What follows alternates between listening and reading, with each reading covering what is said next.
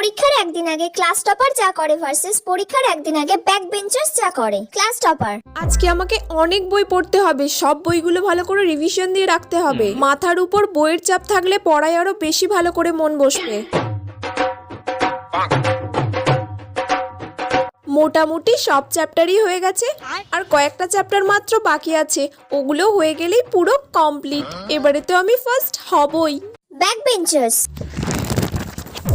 এই এত পড়া তো আমার দ্বারা এমনিতেও হবে না, পরীক্ষায় তো আমি ফেল করবই করব। কি করা যায়? প্রথম থেকে শেষ অবধি সব টুকে নেব ইম্পর্টেন্ট কোয়েশ্চেনগুলো, যেগুলো স্যার সাজেশনে দিয়েছিল।